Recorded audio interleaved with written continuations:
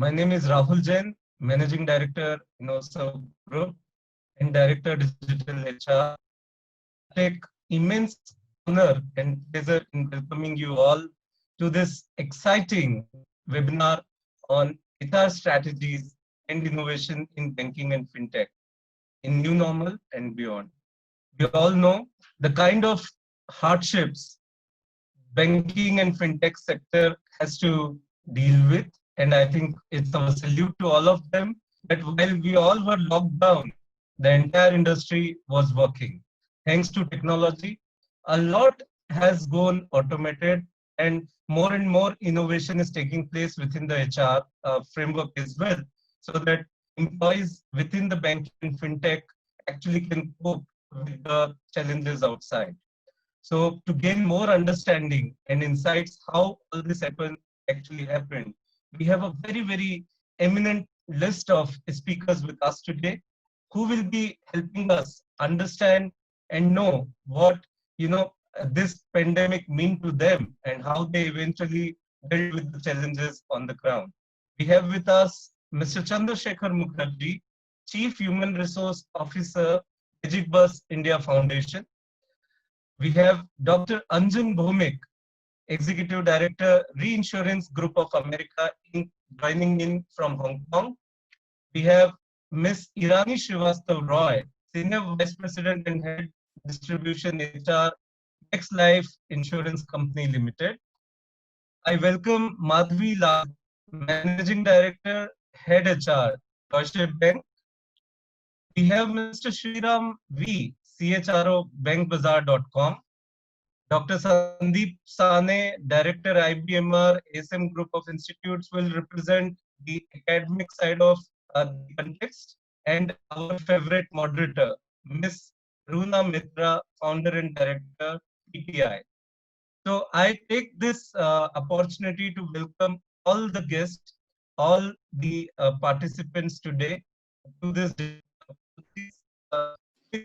all the sponsors and welcome them. Our knowledge partner PTI, our learning partner InnoServe Solutions, our employer branding partner Cobus, AI partner Orai, associate partner ASM, and community partner ASMA. Just to put a little insight on what we at Digital HR are doing. So we are now a growing community of 6,000 plus members, operating 10 city WhatsApp groups in the major metros of the country. And I'm glad that we have an excellent feedback in terms of every next webinar that we are hosting. And we have launched, Chandan, can you please take this ahead? Yeah, yes. Thank you. So I guess there was a bit of disturbance in voice at times. We not been able to hear. But I'm sorry, the internet was playing a bit. Yeah, that's good. But the tone was actually set. Rahul, thank you so much for setting up the tone. It was a lovely welcome, a very warm welcome to all the panelists over here and all the listeners and attendees who have managed their time and schedule to attend this event to hear the deliberation which is going on the HR strategies and innovation in banking and fintech in new normal and beyond. So without wasting much time, I would like to have the privilege to again invite and brief you about our eminent speakers of the day. To start with, I would like to introduce Mr. Chandrasekhar Mukherjee. He is currently working with Magic Bus India Foundation as CHRO with operations in India, Bangladesh, Nepal, Myanmar, and fundraising offices in US, UK, and Singapore, India. Prior to this, he was an alumni of South Indian Bank, SREI Infrastructure Finance Limited and Group Companies, NSC of India, and its group companies. Times of India Group, Cabot India Limited, Colgate Palmolive, Group Usha, Modern Group, Coal India Limited, and Department of Customs and Central Excise. His key areas of specializations are executive coaching, human resource strategy, organizations and workforce design, strategic and top talent acquisition, building culture, capability and leadership pipeline, performance management, positive employee relations, and industrial relations, merger and acquisitions, and enhancing leadership team alignment and effectiveness. Council member of GLG USA, world's leading knowledge marketplace and a sports enthusiast. Professionally facilitated NSC win the prestigious CII Exim Bank Business Excellence Awards twice in 2014 and 2016 at the annual National Quality Summit of CII and certified as the Great Workplace by GTW. Recently nominated as World Assessment Council Boston for the HR Mavericks Awards in the digital era, and the same to be conferred at Go Digital 2020 conference being held during October 2020 in Kuala Lumpur, Malaysia. We welcome Chandrasekhar Mukherjee ji in today's event. Our next eminent panel speaker is Dr. Anjan Bhaumek. With an extensive experience of 18 years, Dr. Bhaumek is an Executive Director, Organization Development, Asia and Australia Markets at Reinsurance Group of America, INC, one of the largest global life and health reinsurance company. In addition to his current role, Anjan is also an executive coach working with professionals across the globe. He has over a decade of industry experience in transformational people practices in the FMCG manufacturing and insurance industry. Dr. Bhaumek has been a member of the management committee for leading global organizations in Europe, Asia, Middle East, and Africa. Mr. Anjan is also a faculty instructor for ILR School, Cornell University for Leadership and Human Resource Practice. He is a doctoral fellow in organizational development and HR for Academy of HRD, Ahmedabad. His work has made significant contributions in assessing the extent of inactiveness firms. Currently possesses this, serves as the ready reckoner for future references in his domain. Dr. Anjan works has been acknowledged by the research community at IIM Ahmedabad through forums such as AIM Conference. We welcome Dr. Anjan ji in today's event. Our next eminent panel speaker is Ms. Irani Srivastav Roy. She is a human resource professional with over 19 years of work experience in domains of HR leadership strategy, consulting, and business partnering experience. She specializes in operating models of organization design, HR transformation, organization change, and restructuring in M&A scenarios. Her vast career is filled with experience of multiple industries such as banking and finance services, telecom, retail, defense, and public sector. She has worked with a plethora of global and regional organizations at HR leadership positions ranging from matrix and non-matrix organizations to MNCs and private sector organizations. Her key strength lies in setting up the HR organizations, defining the HR strategies, policies, and processes, managing large distributed businesses, delivering complex people projects, and creating a sustainable people-driven culture within organization. We welcome you, Ms. Irani, in today's event. Our next eminent speaker for the day is Ms. Madhvi Lal. She has been head HR at Deutsche Bank India since May 2015 and has around 30 years of rich experience.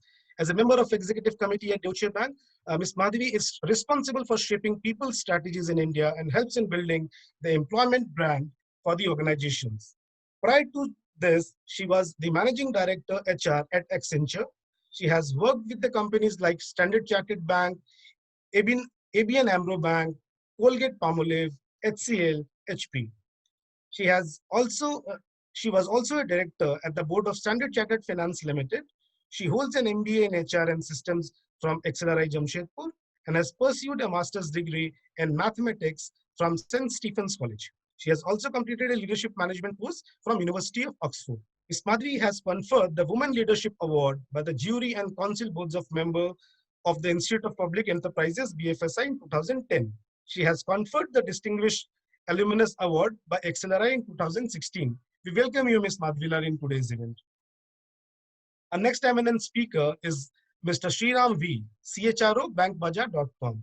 He is an eminent HR professional with over 27 years of experience in Indian MNCs as well as captive IT organizations. His core strengths lies in the field of HR, leadership, and organizational change, and working with the business and its leaders. He focuses on people's agenda and businesses to facilitate achievement of the business outcomes. He has an in-depth experience in organization-wide transformation projects and has enabled him to achieve recognition for his people practices. Mr. Sriram has served as the president of CII HR Committee, Chennai chapter, and is an active member of various industries associations. We welcome you, Mr. Sriramji, in today's event. Our next eminent speaker is representing the academia community. He is Dr. Sandeep Sane, Director of IBMR ESM Group of Institutions, Pune. He is an eminent professional with 13 years of experience. He specializes in the areas of marketing analytics, sales management, and security analysis. He also masters in the utilizations of marketing analysis and analytics as the tool of good branding and ROI.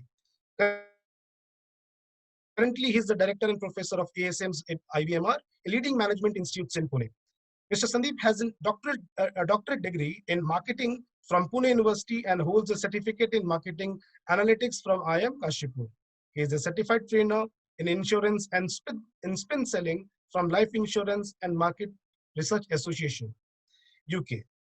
He has been involved in editorial, reviewing the roles of leading academic journals, and has written various research papers in national and international journals. Dr. Sandeep ji has also authored a book of stock market called Love at Dalal Street. We welcome you, Dr. Sandeep Sanes, in today's event.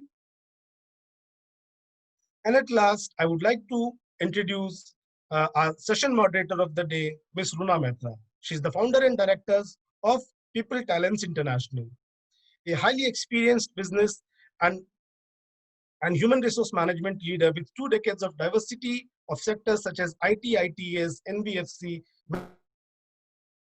manufacturing, retail, corporate educations for leadership development, digital transformations in HR, etc. She is an esteemed founder of PTI with empowers startups to develop HR products, processes, and people. Ms. Mehta is also a business consultant and coach for startups and SMEs up for the upscaling and calling the right expertise.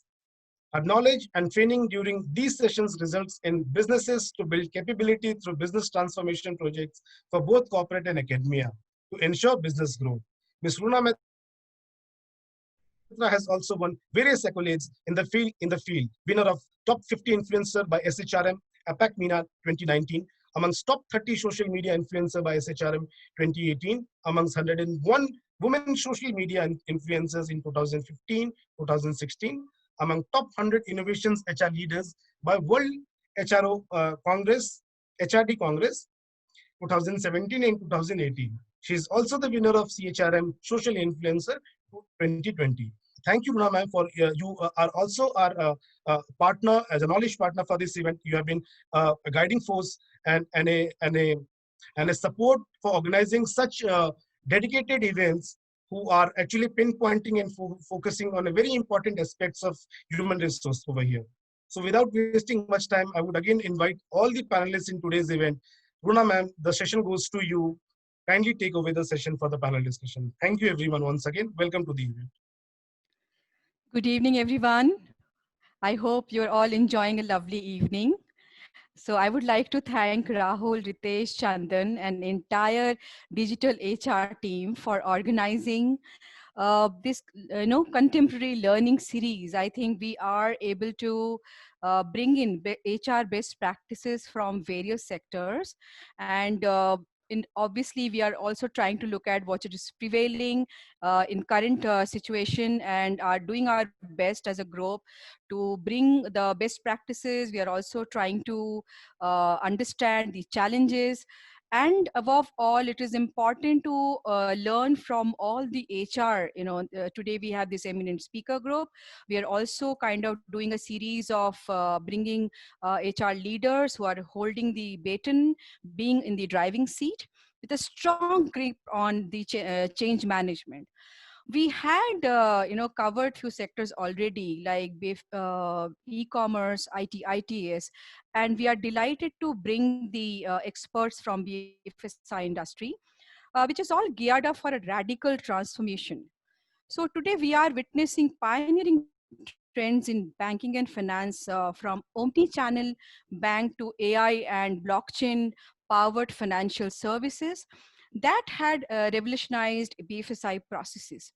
We had recently witnessed the demonetization era. Perhaps the first step was already taken to move to the needle from the traditional mindset to innovation. I'm personally a traveler in this particular journey because 2 decades ago, I joined NBFC. That point of time, yes, we were also part of that startup. So I grew as head of HR in Escort Finance. But interestingly, when I look back and look now, the whole gamut of changes which we have seen, it's so amazing, and especially now that we are all in the changing era, and the technology transformation we are seeing, the digital transformation we have seen. I think these are the areas probably we are trying to not only discuss today. I think there are much more than that, because we not only have people pan India, we have people from Mumbai, Chennai, Delhi, Gurgaon, and also from Hong Kong. So it's going to be interesting learning from all the experts we have today. So what we would do, we would request each one of our speakers to spend some time to share their knowledge initially as a keynote, and I will request one by one, and then we will have set of questions. So I, as a moderator, I have questions, and I'm absolutely happy to take up questions in between from our audience. So please go ahead and put your questions on the chat. So I would prefer your questions more than mine. So ensure that you are all enjoying this session, and sending your queries as and when you feel that maybe some interesting point our speaker has spoken, or there might be some area you would like to learn more. So without much ado, I'm going to request my speakers to share their knowledge as a keynote initially. So I would like to start with Madhvi. So Madhvi, would you like to initiate the learning session? Thank you. Luna, thank you so much for having me for this session. And I know when you reached out to me, I did tell you that I have time issues, but I think you're very convincing, and I'm so glad I'm part of this panel. So I think from a point of what are the HR strategies and innovation in banking and fintech in this new world we are faced in, I think first I would like to acknowledge that these are really tough times for all across, especially people who are losing their jobs or who have to relocate because of health and safety reasons. And I think we must acknowledge that as a profession, as an HR profession. So I think that's something that I think that empathy that we need to build for people, I think that's something that I would keep at the sort of base level in terms of what we should be looking at. But going a little bit more into the detail on HR and in organizations, I think in my opinion HR has an even more important role today than ever. Balancing organization needs with individual requirements. And I think the way the organizations are going, and not just banking and fintech, but across, I think they will continue to need to instill and reinforce agile execution and build better resilience, to whatever is changing, because things are evolving very rapidly, and also build flexibility into work arrangements to maintain productivity. So it's kind of, a lot of things happening together, and organizations will need to do all that. And given that there is reduced social interaction with teams, with customers, there is a need to build critical digital, emotional, and social skills, really, so skills like leading teams virtually. We've never done that really for long periods of time, or building cohesion in teams, virtually, or even engaging customers remotely. These skills have to be enhanced rapidly, I think. So that's one area of focus we all should be sort of aware of. I think one of the most important challenges, because this whole work from home is continuing, and what I've understood is that given what's happening in our country, this probably will continue for some more time. I think the challenge will be to figure out how does the vision of the organization, bind the employees in a remote world. So when you're in the office, there's a lot of interaction, you kind of reinforce all of the stuff. But when you're working virtually, how do you do that, So building a connected culture when most people are working remotely, I think is a challenge. But our experience over the last few months has been very encouraging. And even though the workplace has actually shifted into the homes, the values and beliefs, which are important aspects that bind the organization together, will remain the same. Nothing changes on those, right? And the question really that HR has is, how do we ensure people are living the values even as they work remotely? And how do we make virtual connects as effective and meaningful as face-to-face connects? And at the basic level for HR, I think we will need to digitize the entire employee life cycle. because this working remotely is, I think, here to stay for a bit. And ultimately, all of this has to relate to the business strategy. So we can't work in isolation, right? Now, I think one of the things that I thought I'll focus on is even before the current situation, there's been so much talk on future of work and advancement in technology. And, there's been a lot of discussions around skills needed to move to the next level. I think this pandemic has just made the action more urgent. And I think it has sort of shown us that we can do things if we really want to.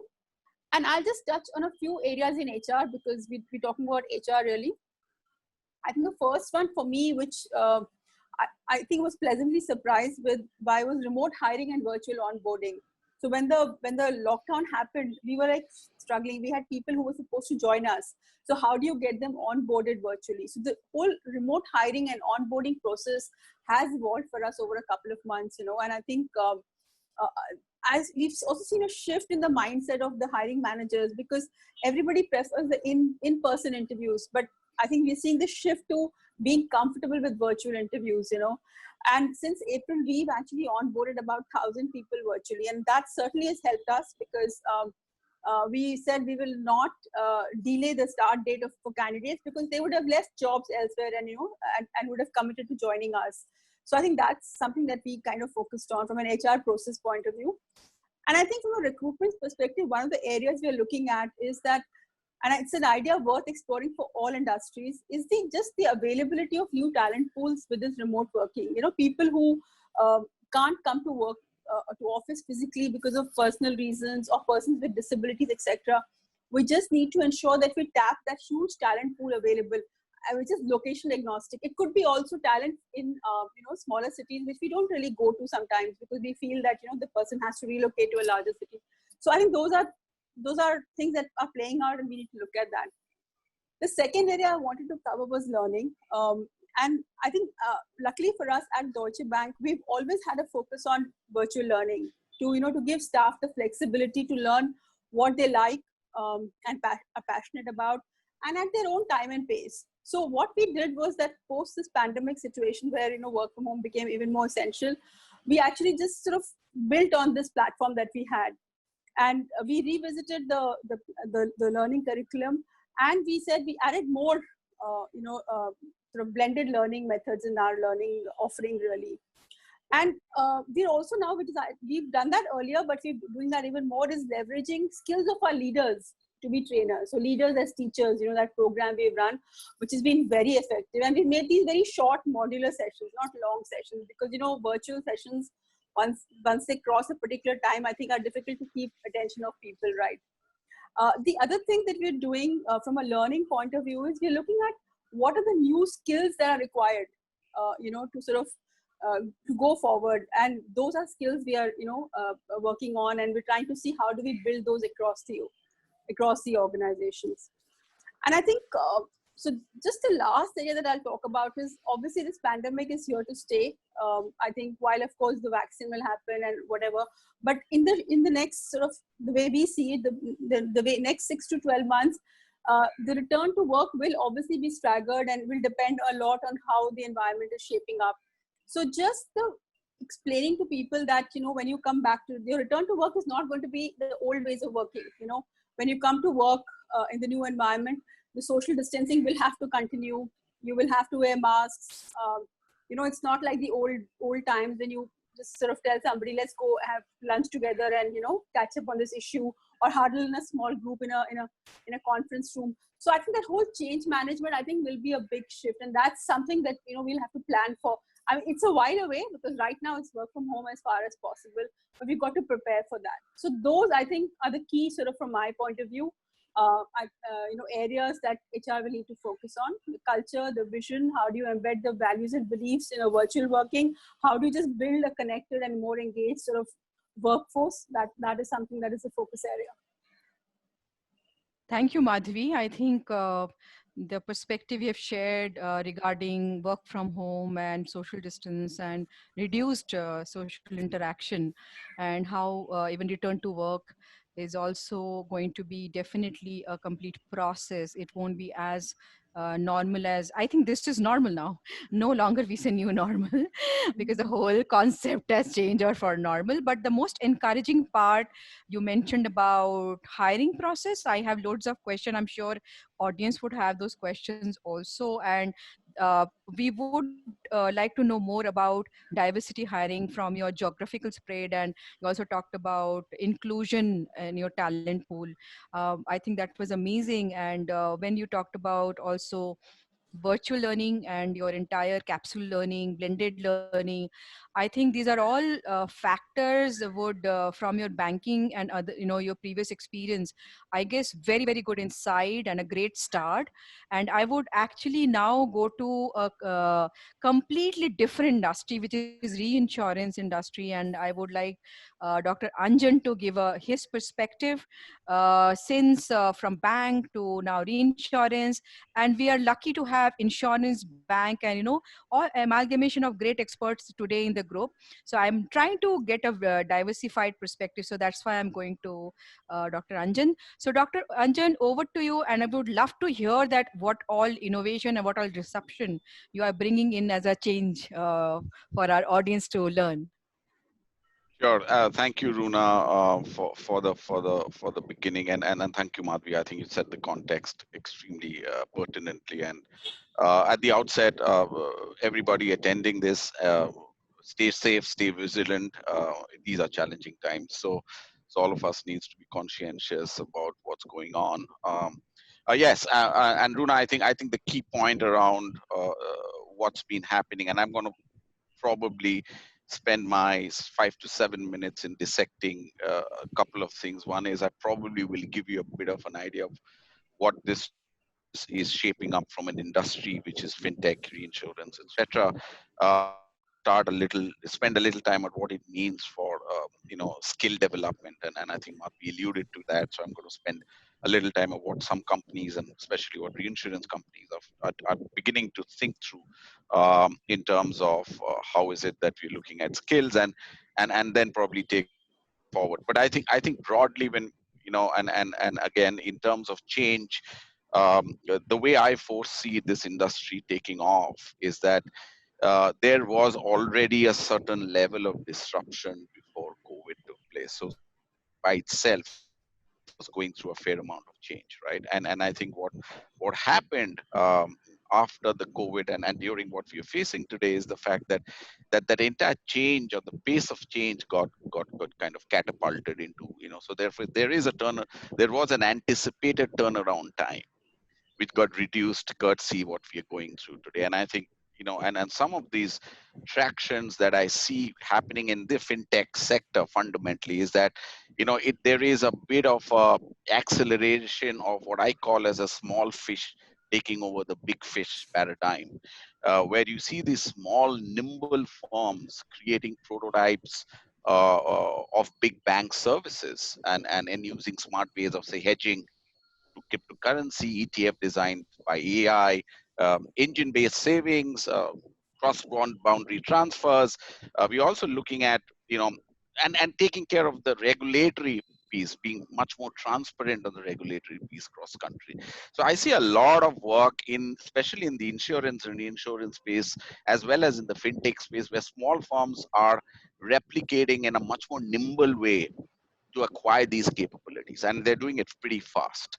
And I think what is important also to know, and when I talk about pace, when I take an analogy of say the telephone, and if you're looking at 76% of the entire US population adopted, the 50% of the US population actually adopted, took 76 years to adopt the phone, right? And India took 90 years. The smartphone actually took 10 years, right?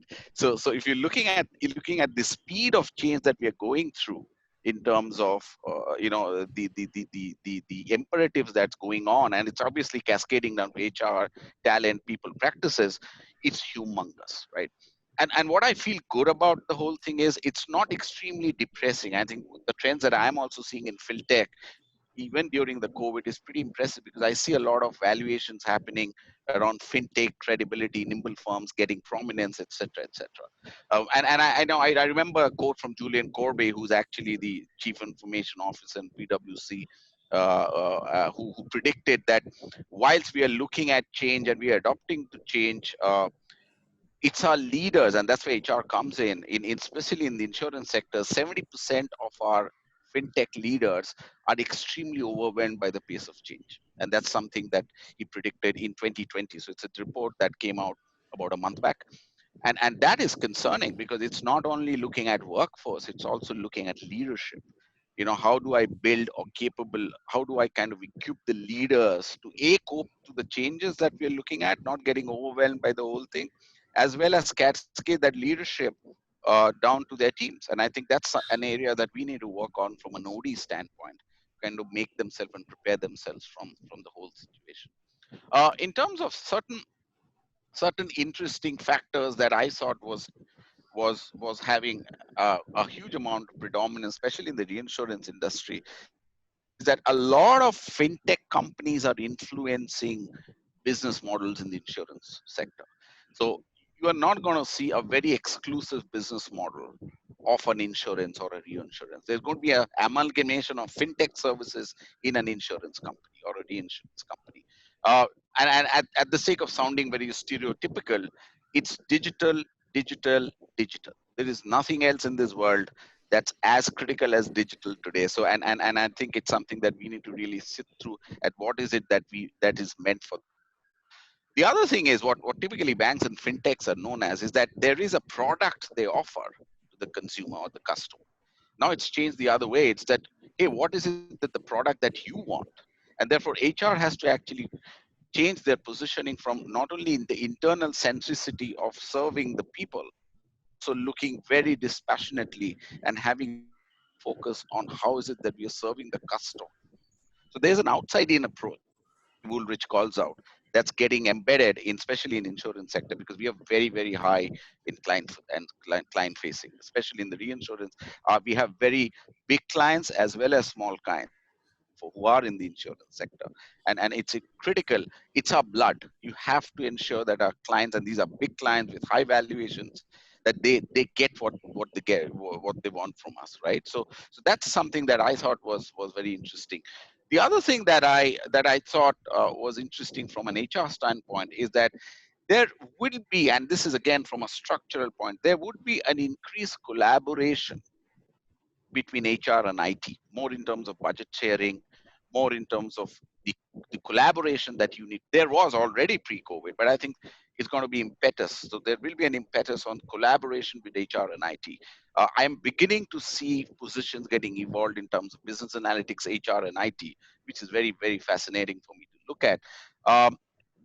Innovation mindset. I think Madhvi talked about it. We need to build that mindset within our leaders. That's something that we need to really look through.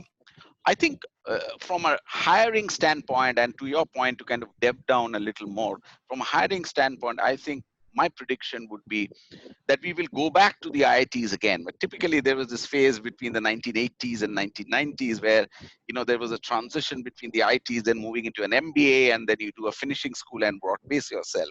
I think there is a stock check between fintech companies to actually go back to the tech companies who possibly would give that capability. And that will become a threshold across functions. So you're expected to know cloud, you're expected to know Tableau, you're expected to know Alteryx at the beginning, right? Along with the fact that you are a CA or a chartered secretary or an MBA in finance, that's given. But you have to have that threshold with that technical orientation which cuts across cross-functionally. And to me, that is a critical one to look at. And my last point is, I think the future is in Asia because because there's some data saying from 2020 to 2040, 180% of your population, there'll be a growth in demographics, which is middle class will go 180%. So the future is in Asia. I feel extremely confident, as well as I'm very encouraged by what the growth is showing in terms of the finteching strategies. With that positive note, I hand it back to you.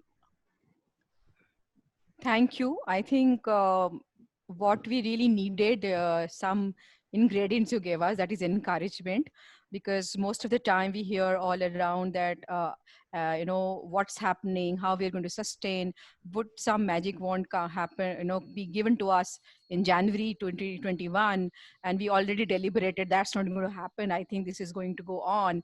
And interestingly, when you talked about the overwhelming speed, business leader are trying to cope with, I think that's another set of encouragement to our viewers, who would probably know that at one end, probably some sectors are talking about things are standstill, things are probably there are downturns.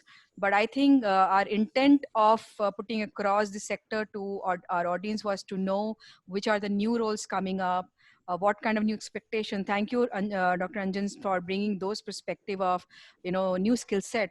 And I'm going to ask you a lot of questions. All of you should expect such questions. So I'll now move to a very different learning we are going to have from Chandrasekhar, since Chandrasekhar is a great combination of multiple industry, then to bank. He was a CHR of South Indian Bank, and now besides learning as an HR from the business side of an NGO, and some question had that how NGO is going to contribute as a complete sector.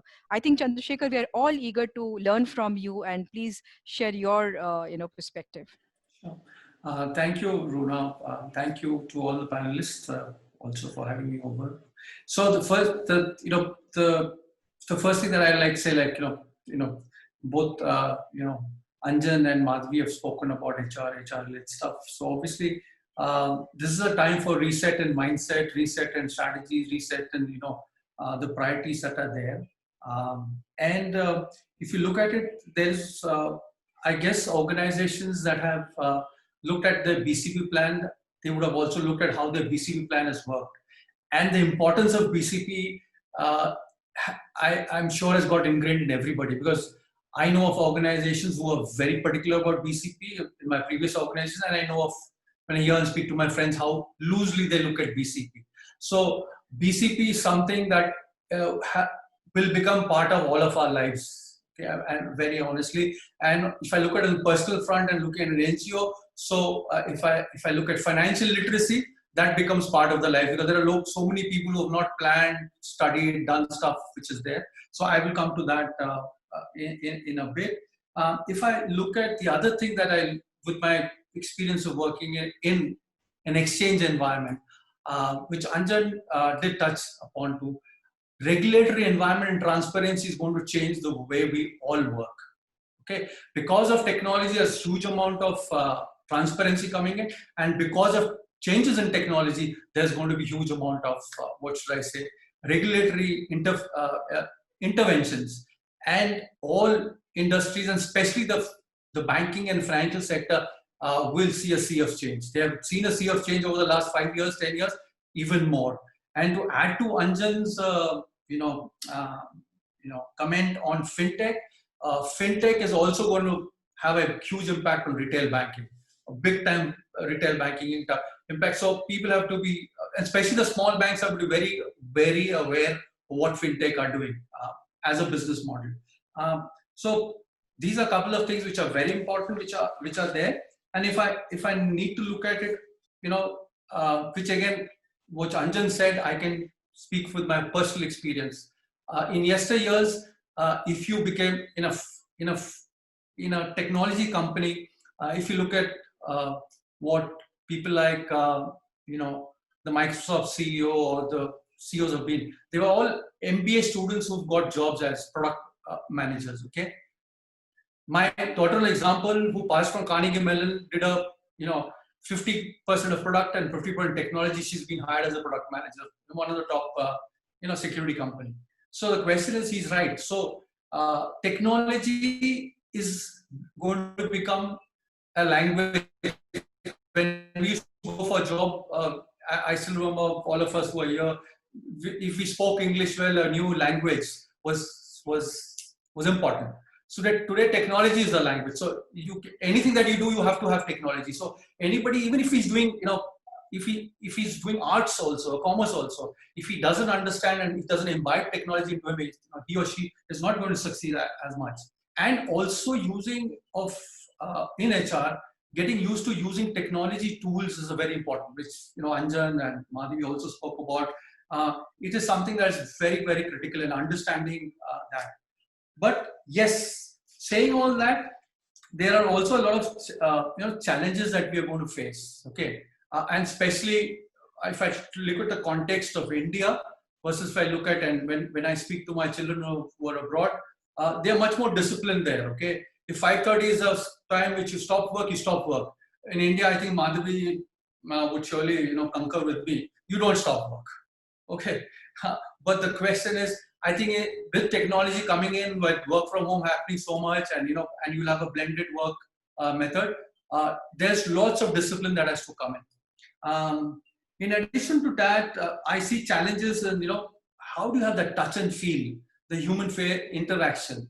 Okay, I'm a big fan of technology, but I will give an example with my own daughter. When she WhatsApps me, I feel happy. When I hear a voice, I'm happier. When I FaceTime, I'm happier. But the happiest when I hug her at the airport, right? But all employees want that. All employees want that. We may say what we say, and so we as HR have to find a way and means of doing it, and that's something that we have to look at it. What if I look at the older times and some of us who work together or seen our bosses, the people have had people skills. Leaders had people skills. In between, people lost leadership skills, okay, or people skills that you may call. But with going faceless, we in HR are going to have challenges. How do we get the teamwork going? How do we get the leadership skills back on place? Just saying is all that. There is a limit to what you can do online.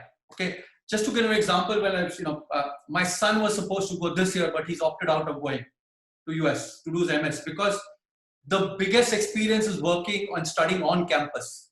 So the experience in learning, how are you going to get it in the same way? How are you going to get it here? So it is not going to Harvard or Carnegie Mellon, but if you don't go there and study there, digital is not something else. So hence, as organizations, we have to look at how we can do things and how do we get that. Because all leadership that all of us have learned has got by seeing how our seniors have done, how the bosses have done. It's a huge experience in learning. Whatever we've gone to classroom or whatever we've gone to the MBA colleges have taught us, it ain't working there. So I have an example, being a sportsman. John Buchanan was a great coach, but not the greatest coach. The difference is because John Buchanan himself didn't play test matches.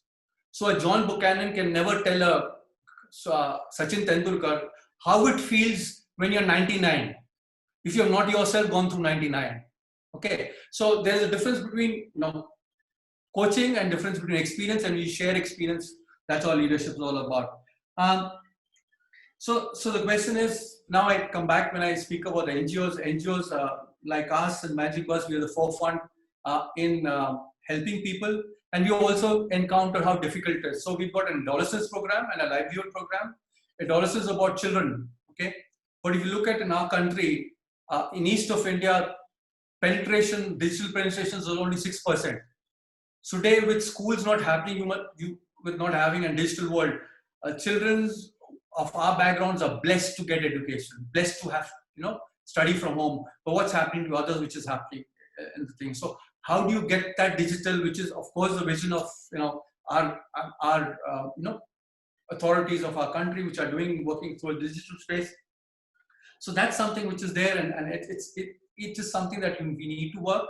And again, the amount of financial literacy which the BFI sector and what you say, the exchanges play a big role in that. That also is something has to come into curriculum of every individual, starting from school, colleges. If you look at what people are going through today, are quite a bit because of not handled their finances or not handled they do not know about it or not handled it in a manner which is there, or they're not literate about the finances aspect.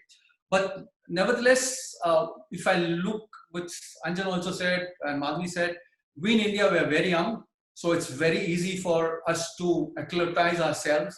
If you look at the percentage of youth that is there, it's much outstrips which is the seniors that are there. And what is going to come in, which Madhavi did touch upon, I think there's one more thing that we HR professionals also have to change our own thought process, is which West, if you get laid off in the West, they still hire you. In India, still, we would not look at rehiring people who have laid off. We have to ourselves get out of that mindset. Actually, because of that, the comp and ben, the employee cost is going to come down. You are not going to have those increases coming in future because you still have huge talent being there. And then as a country, how do we, because we have got a young population and also we've got the middle age, which is doing very well, okay, and very fit as of now, and all of them are going to live longer. How we are going to use the people 45 to 55, 60-year-old who are there to still give you and deliver, and who actually will manage your costs, okay? Because they have done well, they're doing well, they're not looking as much. So how are you going to deal with them and look at things which is there? And finally, coming to NGOs, I guess the government, the NGOs are dependent on funders and donors, and with the profits going down, the CSR money coming down, every country in the world is going to get back on its feet only if the NGOs work towards getting it that, so that people's livelihood and their the amount they were earning, there's a recovery to it. But NGOs are going to be hugely starved off unless there are a couple of us who are there, but others because of funders, donors, and how we look at the entire continuum of childhood to livelihood and ensure that we work towards it. That's a very big, very important space in work. But I'm very positive about the way everybody has taken to it. Like Madhavi rightly said, productivity has not gone down. Rather, people are doing well. But I guess the only rider is fatigue is seeping in. Okay, and organizations have to come out with policies. Okay, and in India we also have to be more magnanimous. And some of you, when we were speaking, as in the Western world, when a conference is happening with your boss, your daughter can walk in and sit beside you, and the dog can come and sit beside you. But in India, we are still very particular about how that happens. So I guess culturally we need to loosen up also. Okay, so as a society we need to loosen up. So I give it back to you. Thank you for the opportunity. Amazing. I think the first thing I took as a takeaway from you, Chandrasekhar, that we all need to push that reset button, which changes our mindset. That's lovely. And, I also reflected my own journey. As I mentioned, I'm also from NBFC. I spent 6 years and I grew there as head of HR in Escort Finance. And then that point of time, my hiring target was to ensure that the talent pool entails domain knowledge of finance and they are great salespeople. But I think after 2 decades, I find that product knowledge and sales knowledge is now over, probably has been stepped by, tech knowledge. So I guess that was a great, correlation you could share with us. And probably, I would pick that point of yours when you talked about how do you do business continuity. I think that's the need of the hour, and most of the organizations who are facing stagnation, some sectors are facing stagnation, and I was amazed to read, find, and also talk to some business leaders, CEOs. They're talking about inorganic change for their organization towards developing some capability in BCP, DRP, and BRM. So when we are talking about, in fact, EHS is coming out big way, environment, health, safety as a, it was always there. I think I'm from Convergys, so we hired people in EHS and many various sectors are definitely have predominance of EHS. But now all sectors need people from health and safety. With that, of course, we would also talk about risk, and risk is definitely mitigated by a great predominant part of BFSI, which is insurance. And I would like to invite Irani to share how insurance particularly, is kind of bringing in a lot of good practices for us. So Irani, over to you.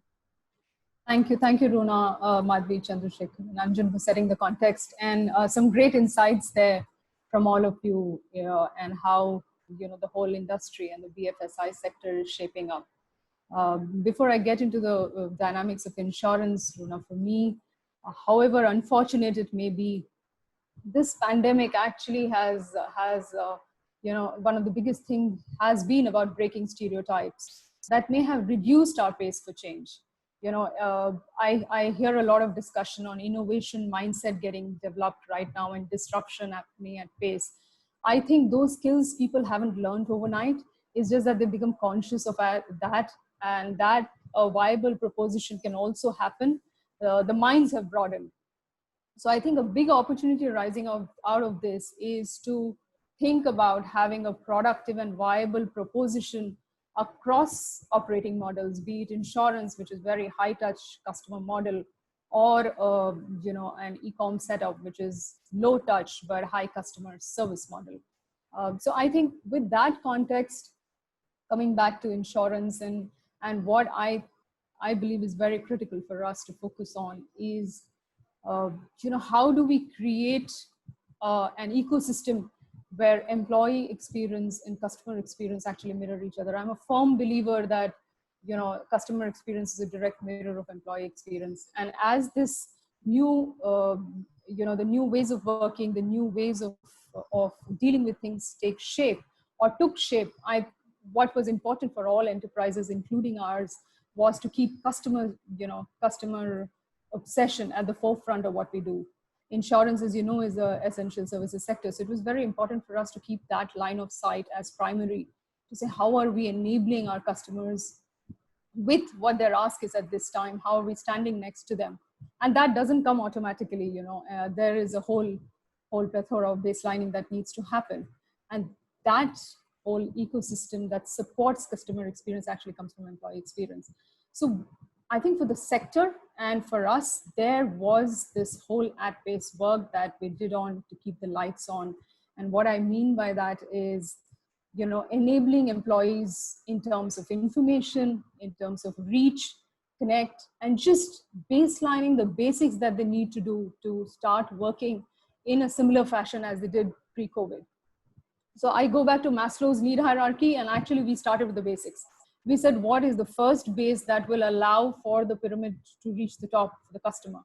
And we started to work on the basics of what enables an employee. It could be just digital connect.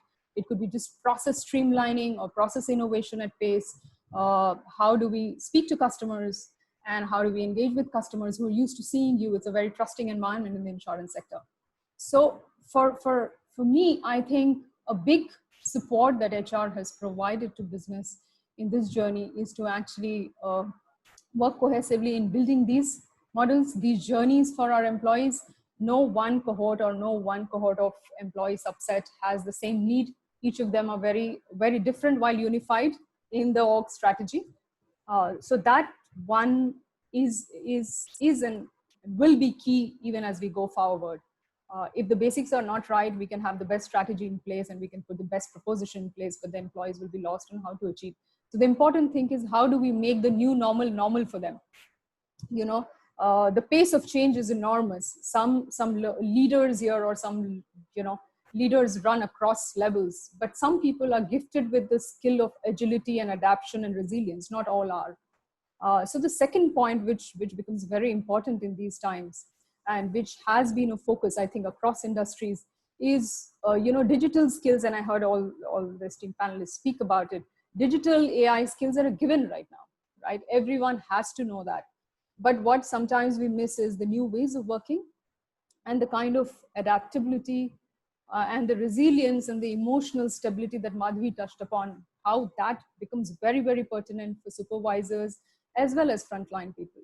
Because you can have the best processes and best systems, but if you have a rejection and you don't know how to handle that rejection in a digital face-to-face interaction, it gets very demotivating for people. So more than, the basics are digital, but more than that, I think leveraging the whole ethos of mindset, or of building resilience, of being able to cope with quick pace reverts to customers, coming up with situations which are out of the box, and how do you respond to it in the best possible manner.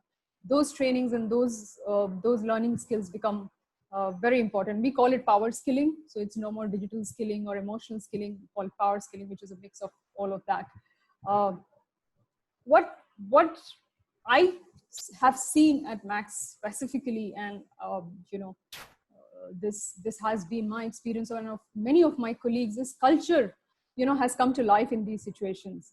It's a it's a stereotypical saying that in crisis collaboration comes in, and I think people have just rallied together. The values that the organization builds has just come to life. So frankly, for us, it has not been so much effort to bring that to life. I think people have just have become overt about the subtle culture that actually binds all of us together. But if that is not happening, and in distributed organizations like ours, just disseminating and re-emphasizing the power of values that drives us together in these times, the power of basics like care and collaboration becomes extremely important, because there's a common thread of culture and values that binds all of us together. And that actually helps us respond to a crisis situation. So working on that was and is, I think, very pertinent for HR along with business.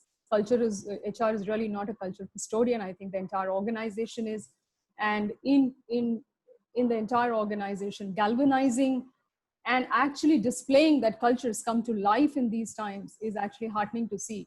And I see most organizations talking about it. One of the things that I want to touch upon is the pace of change and innovation. We are all talking about innovation. Innovation on big operating model changes, hybrid workforce models, redeploying skills is a given, but innovation at the basic level of having SOPs in place, and then going the next step, and then going the next step, but not just for here and now. So the way I think HR plays a pertinent role now, along with business, is to actually work on innovation for the longer term. We don't even know how long this pandemic is going to survive us. I think the reality of the situation 2 months or 3 months hence will be hybrid operating models, right? We will have some people working from office and some people working from home. So what kind of ecosystem around us in terms of process, systems, governance mechanisms, customer interfaces work for us in this whole ecosystem, where we not just change for today, but also set up that innovation for the longer term, is the biggest opportunity. So in all the interactions and all the discussions that we talk about, and Chandrasekhar mentioned a very pertinent point about IT and HR actually holding hands together. And I personally am a big beneficiary of that, working hand in glove with IT on the kind of innovation and change that we want to bring about in HR processes, the HR lifecycle processes. And we are always playing devil's advocate to each other to not just solve for here and now and 3 months hence, but see if this process can be disrupted for the long term. So in a nutshell, if you keep all of this in view, for an insurance sector, coming back to insurance or even a branch banking setup, it is a business of trust. It is a business of high touch customer interactions. It has been an immense learning for HR function, for people leaders, for frontline staff. And one of the biggest things that we've learned is consumer behavior, and that consumers are also adapting. We always preconceive that the customer will not be ready to adapt, but we've seen them adapting. And when the employee adapts and the customer adapts, the magic of having a great customer service anyways evolves. And that's been the focus for most of the high touch organizations like ours. And I think we will baseline somewhere. We will have beautiful hybrid models on workplace, on learning systems, on talent strategies, and overall, org strategy. So that's from me. Thank you. Well said, Irani. I think when you spoke about the breaking the stereotype, moving the points from low touch to high touch, and creating a complete ecosystem of employee centricity and customer centricity as a balance, I think that was brilliant. And I would have a personal takeaway of how you relate it to Maslow's theory. I think whatever we do entire career, we can't, keep the Maslow away. I think that was amazing correlation you did. And the most important part, what I learned from you, and I'm sure audience would talk about power skilling. I think that's a amazing drive you are looking into, and that is entailing how to support a hybrid workforce. I think all of you are talking about having a normal era now, no longer a new normal, which is no longer new, is already kept behind in last 4 months. So our normal time acceptance, and I think all of you are developing a ecosystem. But we have a very, very interesting person who is allowing us to move from multinational bank to a very new concept called bank bazaar. The first time I read about bank bazaar, I said, yeah, I heard policy bazaar, but I immediately called up Sriram that, okay, would you like to actually share about your organization, your practices? And I deliberately kept you a little away, Sriram, because I thought you would put us that little flavor. Like, of course, I give that credit to Dr. Ranjan also, because in India, we have only one reinsurance company. So that's a very different segment he brought, that also from global. But Sriram, all ears that what is Bank Bazaar and what all you are doing in your organization. Thank you, Runa. Thank you, both speakers. Bank Bazaar is a fintech company, probably India's oldest fintech company. We have just celebrated our 30th anniversary. We are a neutral marketplace for a customer to consume any banking insurance product, presenceless, paperless. Right? That's the innovation we bring in. And you can choose your product of whichever you want, and you can consume it presenceless, paperless. I will talk about the innovations we bring in. Before that, I just wanted to highlight when I wanted to start. Once the onslaught of COVID happened, everyone was talking about the healthcare industry as one which is the one which is running. I respect it, but I also believe the BFSI sector has been running parallelly. The banks have been running, and the payments have been happening, and all other BFSI related actions are happening. There was never a lockdown for this sector. This vertical is already an essential sector. It is going to be a fault tolerant, including the stock markets, sometimes here. So everything was been working all the 100 odd days. Right. So this people cannot allow and accept any disruption there. It would have been a panic if people couldn't, withdraw money. If it would have been a panic, something would have happened. What we have done is we haven't paid attention or given importance what it probably calls for. So what it means for us is it is our responsibility to note it that these type of disruptions will happen. Not that I want, but we have to be sane that it will happen. We have border issues. We have any country, any industry. These things are bound to happen. So when these things happen, the BFSI sector cannot afford to have a downtime. It will have a social impact. So therefore, so it means there's fantastic scope for us to relook the overall thing and see that what needs to be looked differently if we have not done in the past to ensure that things are a lot more robust in case of any other such disruptions coming. Right. So with that, I probably will keep my opening remarks very short since I go last. I asked these 4 questions to myself as an HR in the fintech space daily at a high level. Then I have 10 more questions to ask myself, which are more tactical. So and I think these 4 questions are very relevant to the fellow HR professionals too. The first question I ask myself daily is this mission still intact? Meaning our short-term, long-term goals, is that gone for any, is there a change required? If it is so, what is that required to stay focused on those, right? There is still a possibility that because of the changes which is brought in, right? Probably a microfinance company which has to go and meet the underprivileged sector on a daily basis where digital has not penetrated, then probably their approach has to be very different. So the first question is that my organization's focus is the same, and then what are we trying to do from HR space to ensure that it is repeatedly mentioned so that the employees and every system and processes continue to stay focused, if so. The second question I ask myself is the new spotlight on HR, right? I think Madhvi said there's a lot of focus on HR. I agree everywhere. Machines are in the same place. Market is there. Money is in the same place. Only people are locked down. Therefore, the human resource people function has become very important, rightly so. Therefore, how do we justify the spotlight? How do we sustain the spotlight? And how do we make a huge impact as a function? Because of the increased focus HR has.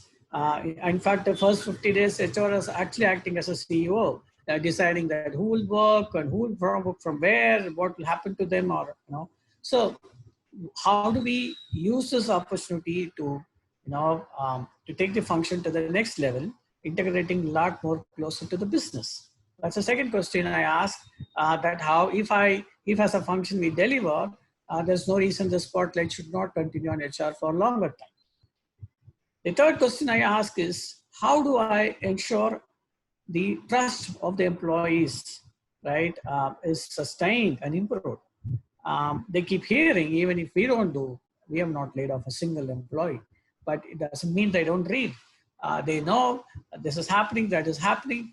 So there's always a fear, right? And how do we constantly engage with them, not only from pure engagement perspective, but make them feel comfortable that, look, this is the journey we are into, right? So what do we have to do? We can't be doing a single email communication or one town hall. Something else has to be stayed focused to allay the fears which can keep coming into the employee's mind. The last fourth question which I ask, I think is the question which we need to look at regularly is, what is the innovation happening in the organization? Obviously, every organization is innovating aggressively because the focus is very different.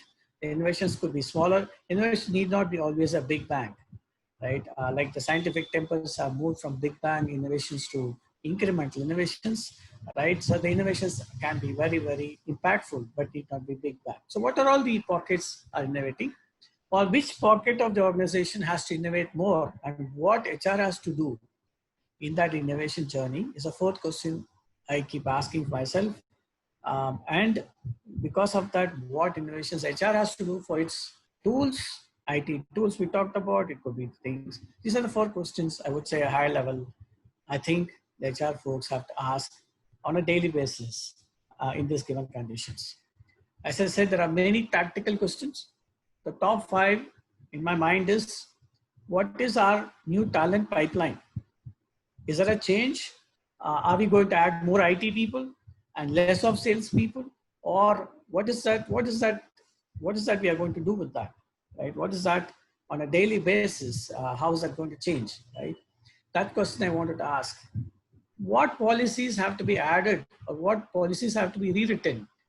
Now, there's no question of travel allowance, this, that. Many policies look very funny because there's no one even coming to work, right?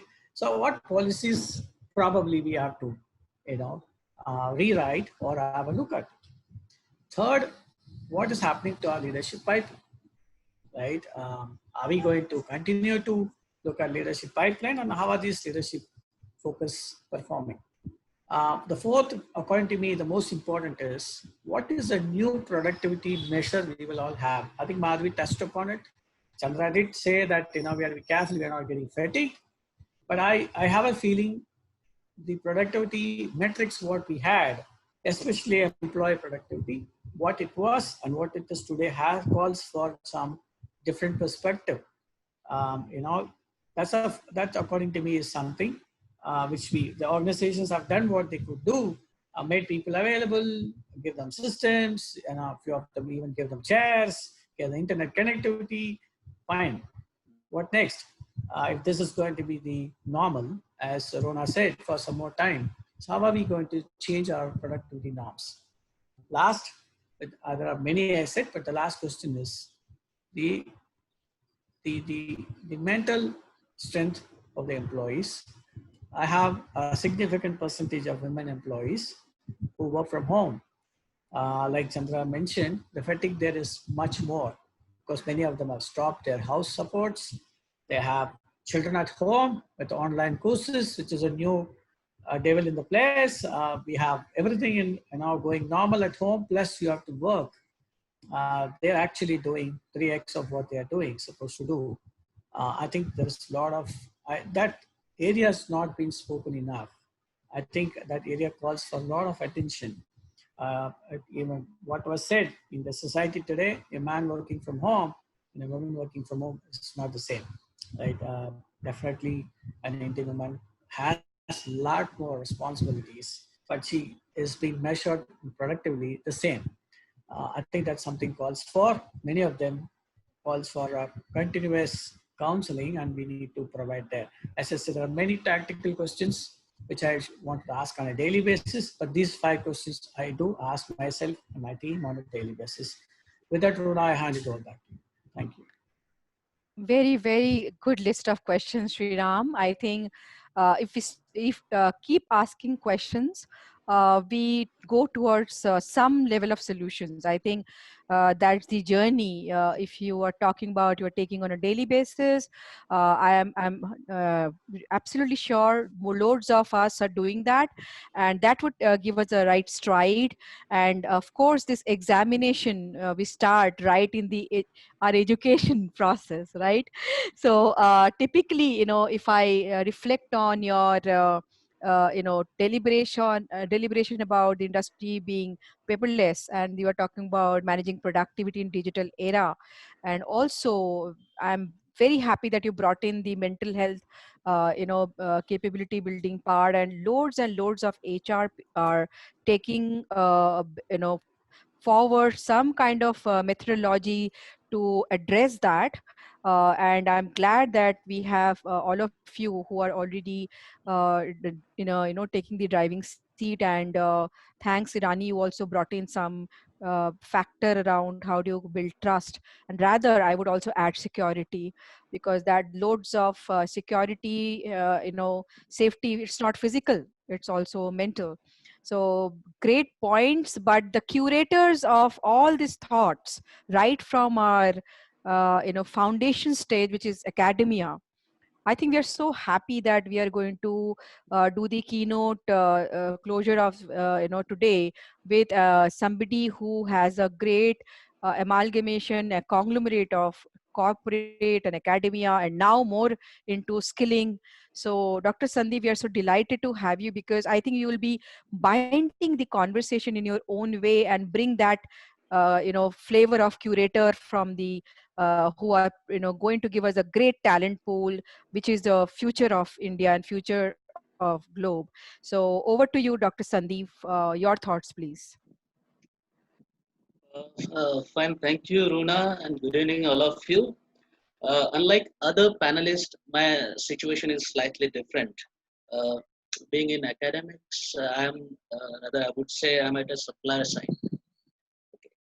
And my strategy and our strategy is very simple. We are keeping very close watch on what is happening in the industry, what is happening in fintech industry, what is happening in banking, and based upon their strategy, we are strategizing our plans and everything.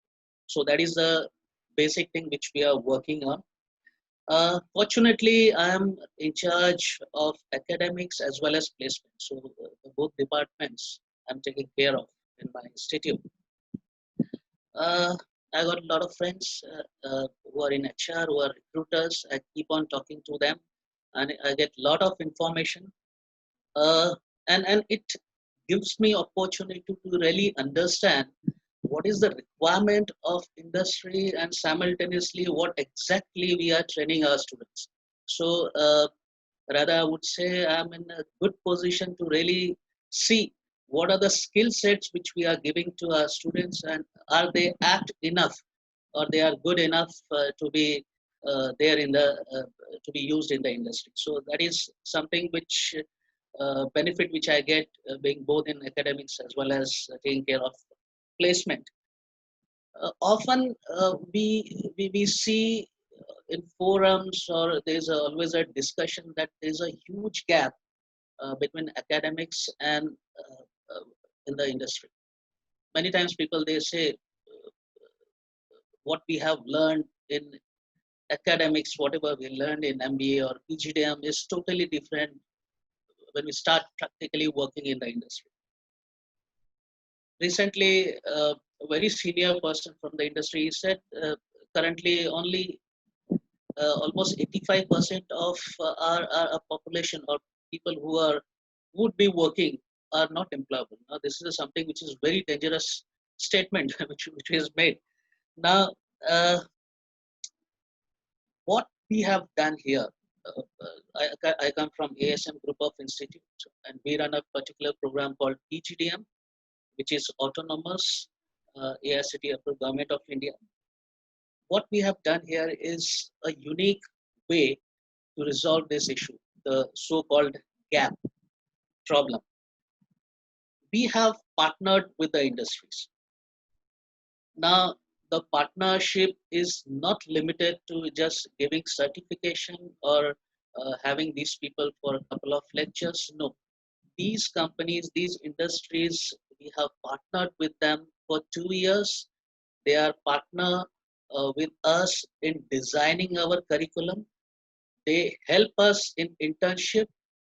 They help us in delivery, and they also help us finally when a student wants to go for the placement. So they are with us. They are a partner for complete 2 years. We have specialization like business analytics, where we have partnered with IBM and ENY.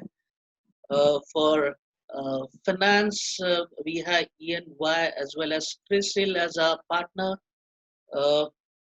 We also have emerging technology as one of our specialization, where AWS, Amazon, is our partner. So the students, they learn cloud computing, artificial intelligence, machine learning, etc.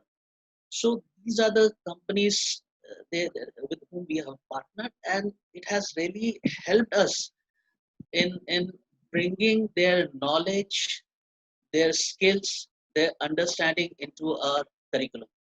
So that is something which has helped us to be precise in reducing the gap, and which has ultimately enhanced the employability of our students. And this is very well seen in our yearly placement report. What the placement department, the person who is heading the placement department, he has mentioned it categorically that students of PGDM, where we have the partnership with the industry, they have fared well in the interviews, and it's not only getting job in the industry, but even the sustainability, which I feel is something which is very important, because many times we have seen a person joins an organization and within 5 to 6 months he's out of that. Probably the reason can be he could not understand the culture, probably is lacking in skill set, so there can be a number of reasons.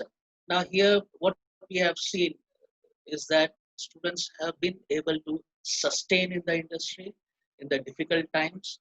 They are multitasking. So all these things practically see was possible because we had industry partners, and we could closely work with them. The second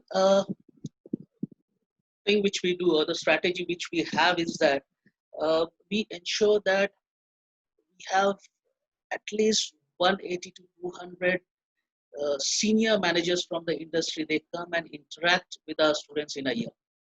Now, if you average it out, it comes to something like every day one senior manager coming in and interacting with the student. It's a huge number, and it gives student to really have altogether, I would say, different idea, because they study theory, and when they interact with these people, the total perception, the total idea of a particular thing. For example, you spoke about master theory. So how exactly it is implemented in the industry. So the new way of thinking, everything, it comes to them, and they work on that. So this is something which we have been doing it, and it has really helping our students.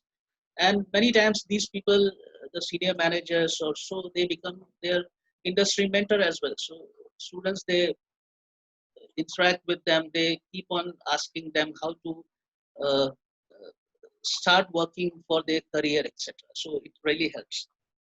And the third thing which we have been doing it is we are picking up live projects from the industry.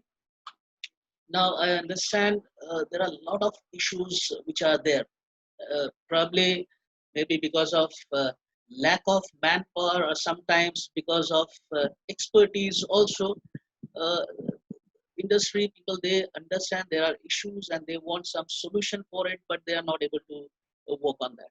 So what we do is we pick up projects from the industry, students are assigned, faculty mentor is also assigned, and these people, they work on these live projects, and we submit the report. Sometimes if it's a data confidentiality, that is also been maintained, and it helps student in really to understand what the situation, what the environment is there in the industry, and how the things have to be worked on, what are the issues, challenges, and how they can be resolved. In nutshell, what I want to say is very simple. A strategy or a planning is to see that, to ensure that students are as close to the industry as possible. So that is what we endeavor, that is what we always look for.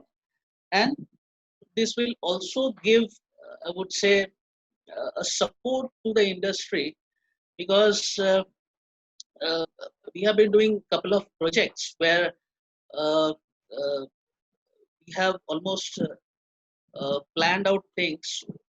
That is, these people, they spend almost 5 to 6 months in training their the new employees. So that part of training we have brought into our curriculum, and it has helped them in reducing their cost. And second important thing is, the day the person is joining their organization, he is as good as uh, ready to start the work, basically. So because since the productivity takes not less than 5 to 6 months when the person starts actually working. So this is something which we are working, we have done with a couple of industry, and it has started giving confidence there Dr. also. Sandeep, very encouraging comments from you. And now that we are approaching almost the end of the session today, we have only 5 to 6 minutes. So we would like to have a conclusion.